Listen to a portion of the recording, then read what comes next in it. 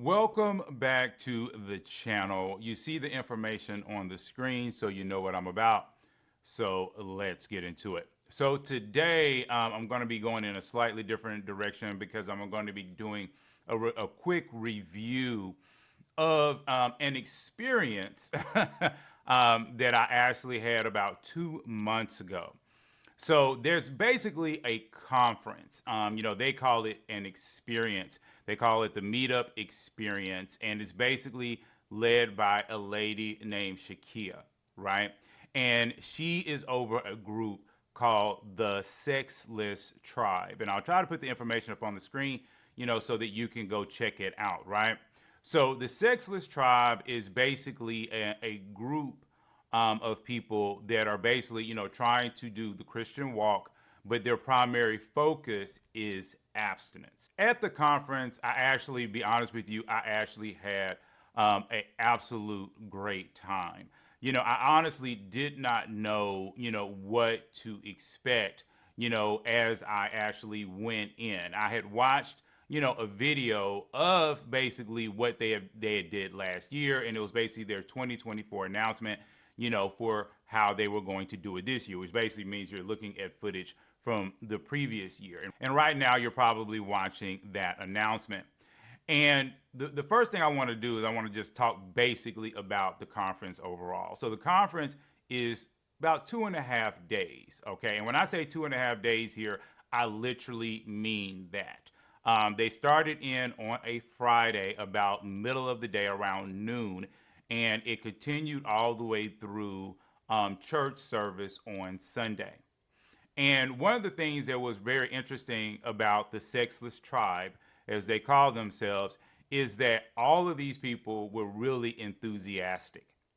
In fact, I'd never seen a group of people more enthusiastic. I've been to a lot of different conferences over the years, especially with film and, books and different things like that from my past, but I'd never seen people quite as dedicated as the Sexless Tribe, right? So many of them, like I say, came in as early, early on that Friday. And some of them had even said that they had got their Thursday and actually had spent the night because they didn't want to miss anything on Friday. Now, I showed up about 5 o'clock because, I've told you all before, I have a 9 to 5. And so I went after my 9 to 5. And so I thought, to be honest with you, that that's when most people would be coming in, that their flights would be getting in around 3 o'clock, and that it would start to build somewhere between 5 and 7. But boy, was I wrong. I mean, as soon as I got there, there was I'll probably say at least half of the people that would be involved throughout all the days were already there. And as I started to talk to them, many of them, like I said, had come from all over. As far as I think Australia was the furthest that I had heard someone say that they had actually come. And again, I don't think people really understand the weight of that. That's a lot of money. That is a long flight to come into Atlanta for about 2 to 3 days and then head back home. So with that dedication, as I started to, like I say, really get in conversation with people, I found a lot of people have been on this abstinent journey for 2 or 3 years, sometimes more than that. I found that, some of them, some of the women and one guy that I ran into, they were actually virgins.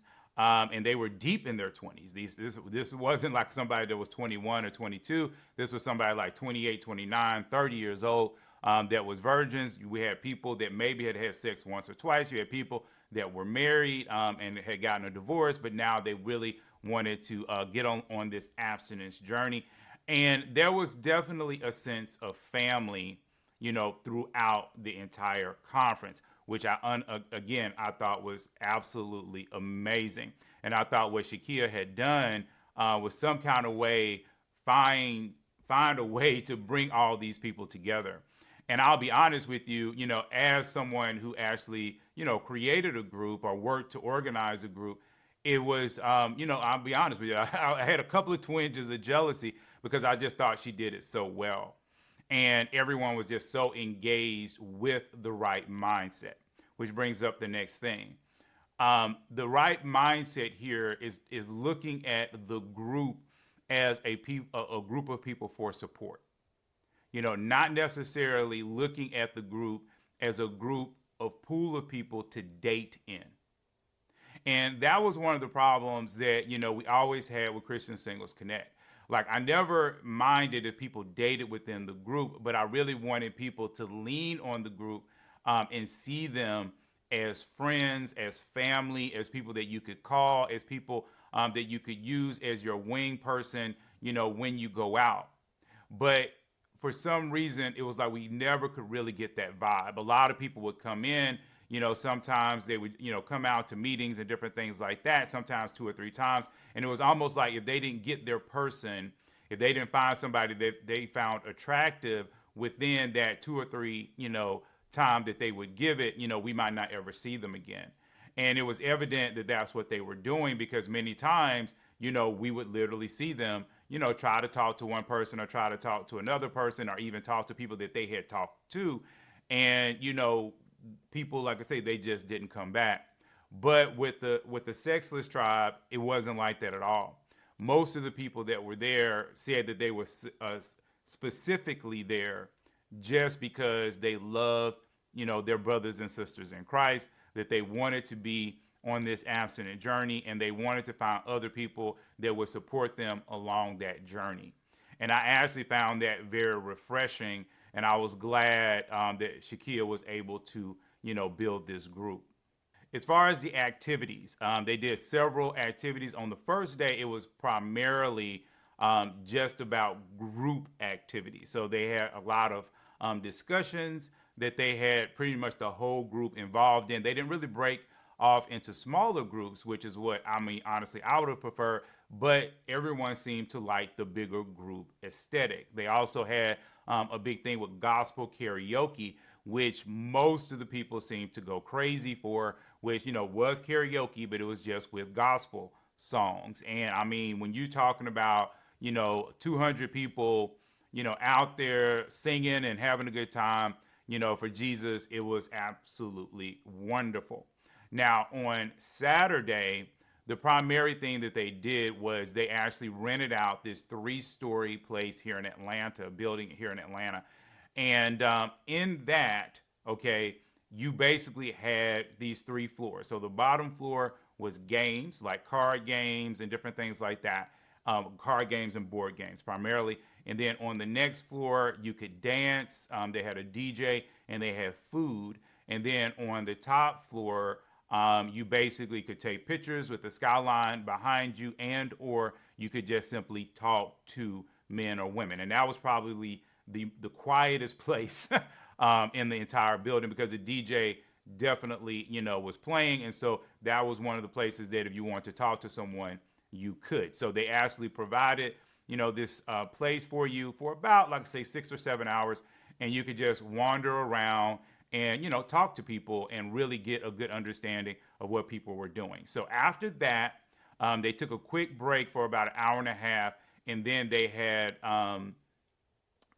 they went out to Main Event, which is like an event facility. They have bowling, they have video games. And then they stayed out there till about midnight.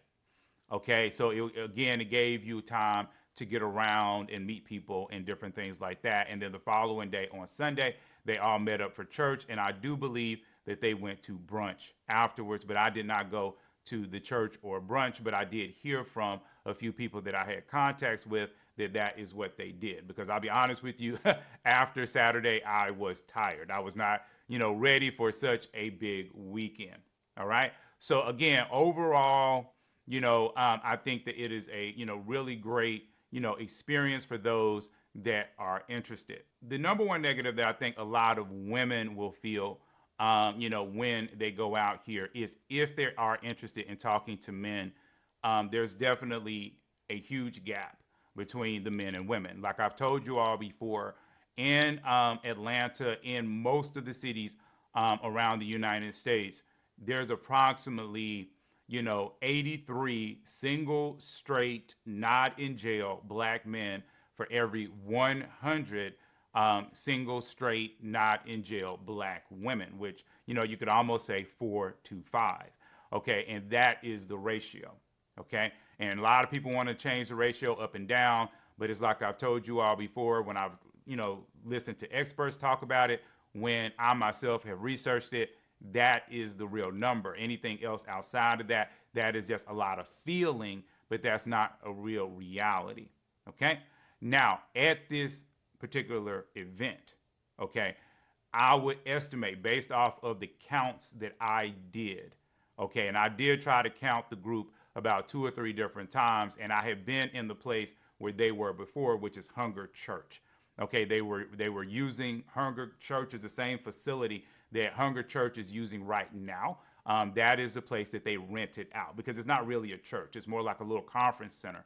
And so I actually had already counted the chairs, and Hunger Church, holds somewhere between 200 and 300 people. All right. And most of those chairs were full.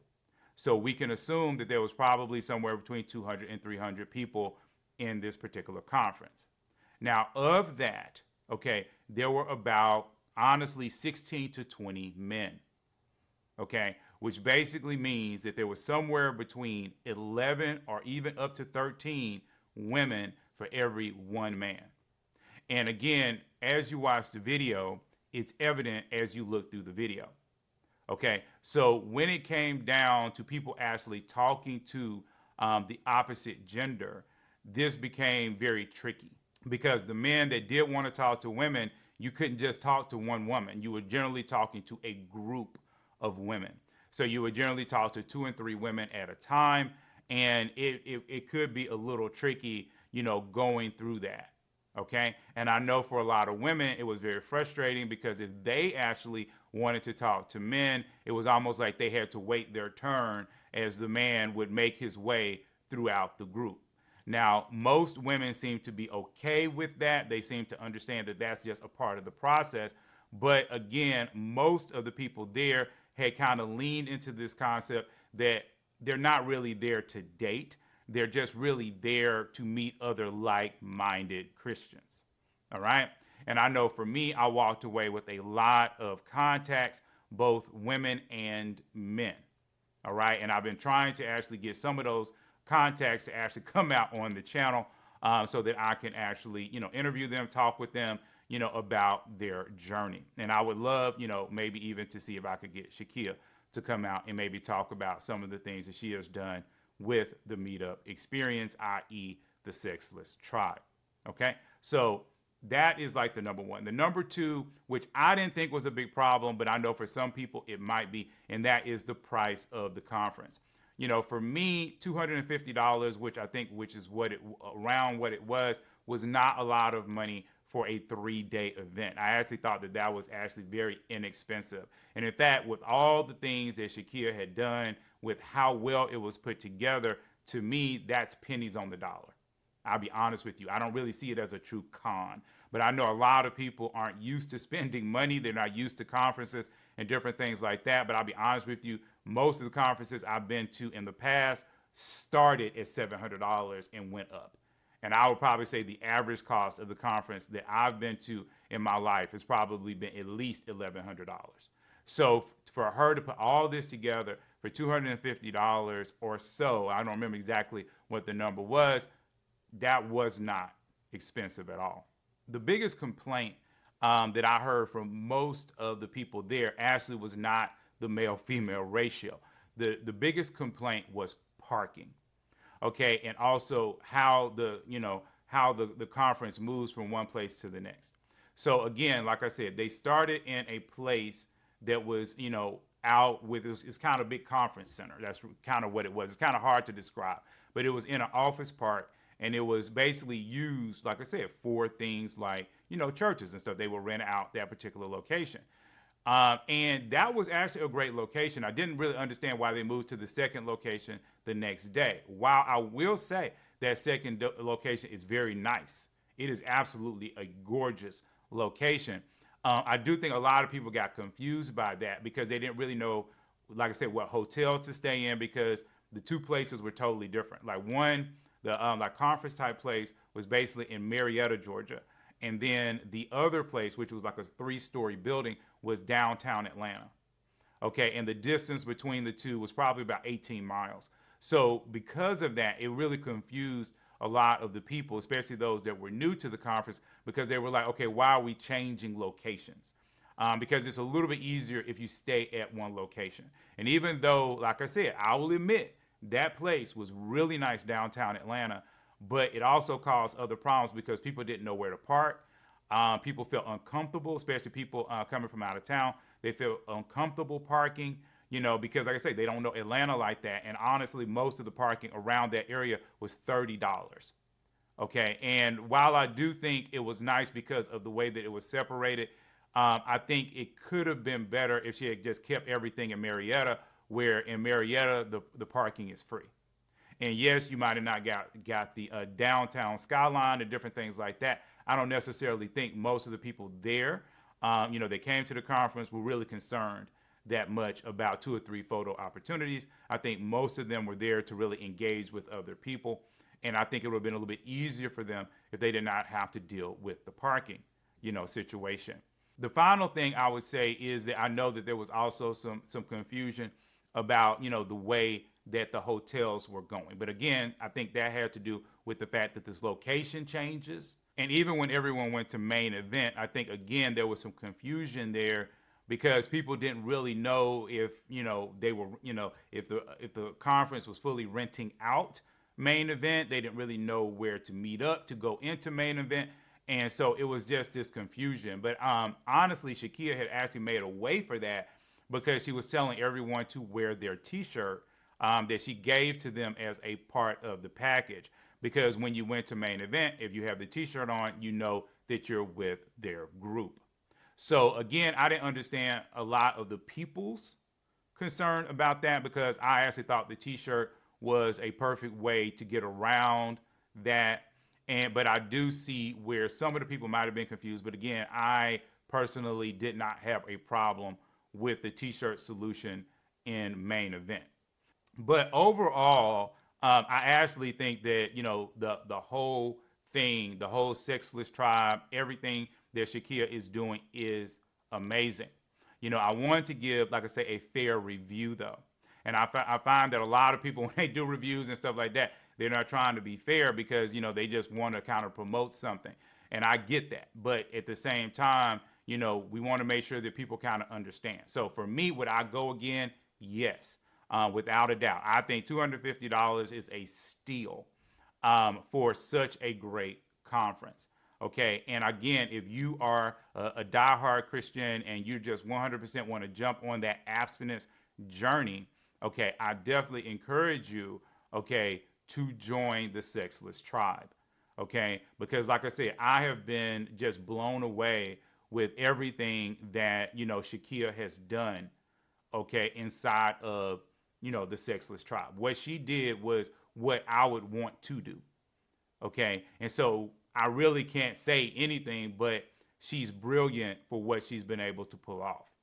Now, one other quick note that I just came to mind is dealing with the demographics, okay? Because I know for me, I have people as young as 18 all the way up to people that are about 60 years old that follow me out here on YouTube. So you might be wondering, okay, what is the demographics within the group itself, okay?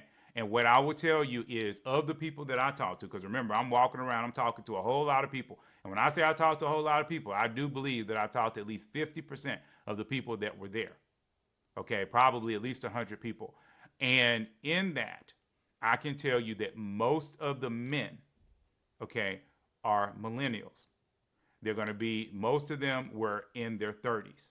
Okay, and I would probably say somewhere between 33 and 38 years old. That's where most of the men were.